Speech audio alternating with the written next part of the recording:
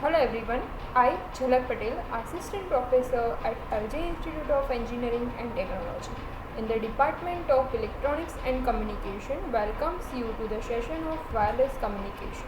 Today I am going to discuss about Unit 3, that is Mobile Radio Propagation, Small Scale Fading and Diversity, with topic Classification of Diversity Techniques. So let's start the session. First of all, types of diversity techniques are mainly classified into different categories that we have already discussed in the last lecture, that are space diversity, polarization diversity, time diversity, frequency diversity, directional diversity, path diversity and feedback diversity. Again, this space diversity is classified into different categories that are selective diversity, feedback diversity, maximum ratio combining MRC and equal gain combining EGC. So first of all, let's discuss about frequency diversity. It is implemented by transmitting same information on more than one carrier frequency.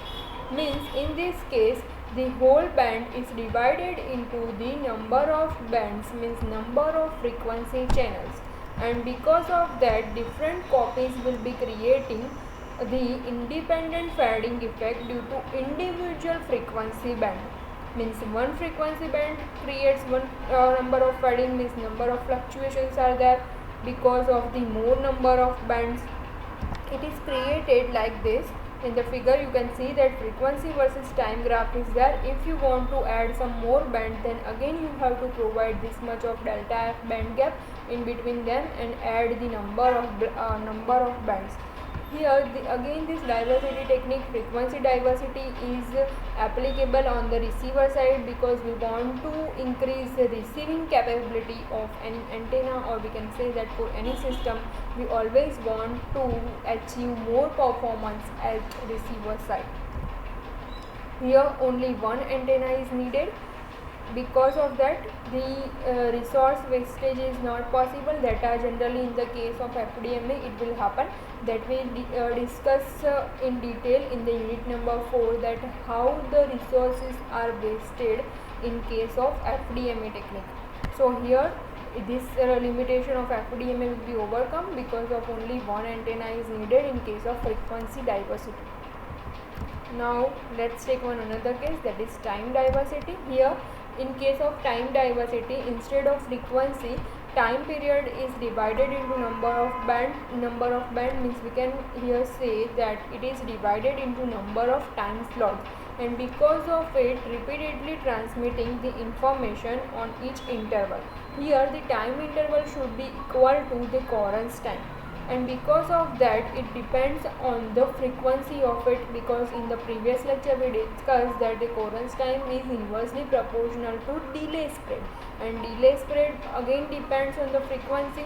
So if the coherence time is more, then we can say that it is fast fading channel. If coherence time is less, then we can say that it is a fast fading channel, and if coherence time is more, then we can say that it is slow fading channel. Next, if different copies are again created in the time diversity, because for each users the individual time slots are in use, and because of that again here different copies are created. Because of that reduction in efficiency is noted. Here the distribution is like this. Here you can say that instead of the frequency band that are present in case of frequency diversity, here in the time diversity it is divided into the slots that we have seen here. Here S of t here, then in between there will be a gap of delta t, and again S of t is created. So this is called as time diversity technique. Next is polarization and feedback diversity. So first we discuss about the polarization diversity. Mainly polarization is the time varying behavior of field strength. So because of the time varying behavior of electric field strength, there can be three types of polarization that will occur in a system. First one is a linear polarization. In this case what will happen is the two components are created, and two components are of equal magnitude and in a opposite phase. Here you can see that if this is a E1 and if this is E2, then for linear polarization it is necessary then magnitude of this E1 and E2 is equal, but you can say that this E1 is in upward direction and this E2 is in a downward direction. So we can say that E1 equal to E2 in terms of magnitude, but in case of direction we can say that E1 is equal to minus E2, means it is in opposite direction. So this is the case of first polarization. In case of circular polarization, what will happen is, in circle there is, if we take the amplitude from center to any point, then the amplitude from this to this is equal. So we can say that amplitude for any point is equal in case of circle, but the phase difference is 90 degree in case of circle. So in case of circular we can say that delta is equal to 90 degree and the magnitude is equal. So this is the case of circular polarization. Now let's take one another case, that is elliptical polarization. So in case of elliptical polarization, if we draw the major axis as horizontal, this is ellipse which has the major axis on horizontal. So in this case what will happen is, because of major axis on horizontal, you can note that this side has more amplitude compared to this side.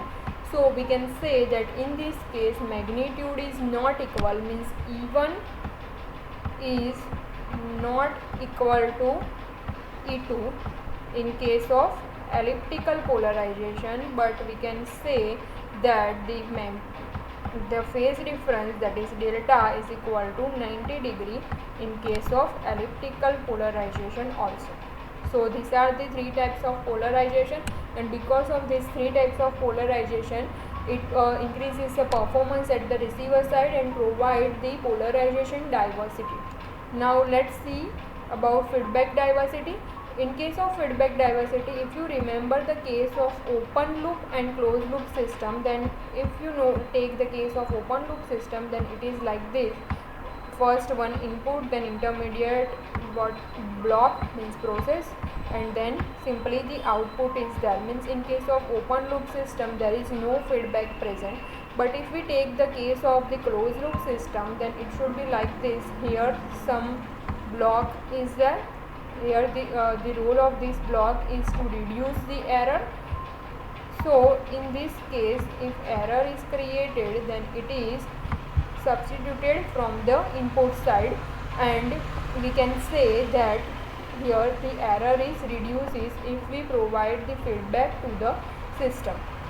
So due to this feedback mechanism at receiver side, again it provides the system strength and improves the performance. So this is the advantage of feedback diversity. Next is directional diversity.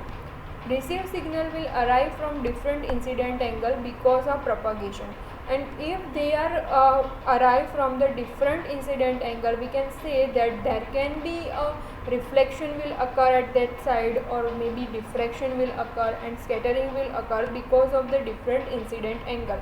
Or we can say that it also depends on the surface, that whether it is a plane surface or whether it is an obstructed surface. So these all factors affect the propagation of that wave, and if the propagation is affected, then this will occur reflection, diffraction and scattering, and because of that limited signal at base station is linked, means system performance will degrade, and at that time it is necessary to direct our system in a particular way. And to direct our system in a particular way, there should be some directional antennas added at the receiver side. This role of a directional antenna is to provide the base station to several links using the directional antennas, means it gives the specific or user defined pattern in a given direction, means if user wants to get the pattern in the z direction more, then by using this diversity user can get it. So this is the role of directional diversity. and it also depends on the number of obstacles. If the number of obstacles increases, then we have to add more number of antennas to achieve more directivity. Next is path diversity. So in case of path diversity, both direct as well as delayed signal components are combined together. If you remember the case of the multipath propagation or line of sight, then it is necessary to note down this figure. In between transmitter, here the first antenna is the transmitting antenna and second is our receiving antenna. So it is possible that there will be a clear line of sight distance between the transmitter to receiver if there is no obstacle present in between. So this will provide the LOS, means line of sight distance. But if there is some obstruction present in between the transmitter to receiver, then wave may go in this direction from transmitter to this obstacle and from this obstacle to receiver side. Okay, so here the two different paths are there, means we can say that this receiver capability also depends on which path it depends, means from which path the wave is coming to the receiver, by whether it is comes from the clear line of sight or whether it goes with the multipath. So if it goes with the multipath, then the performance will degrade at a receiver side, or whether it comes from directly from transmitter side, then it does not reduces the performance. So in this case, if we want to improve this diversity, then we can use the rack receiver or adaptive equalizer. We discuss about this rack receiver in unit number 5, CDMA channels.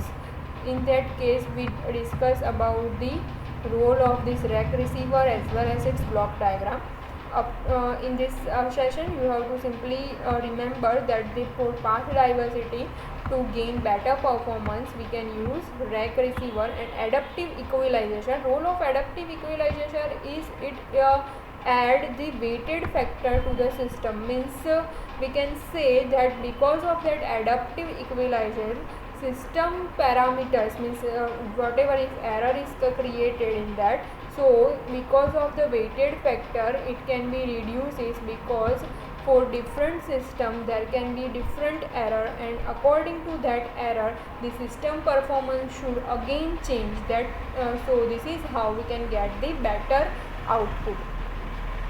The advantage of path diversity is it does not need any extra power or extra bandwidth and extra space for it.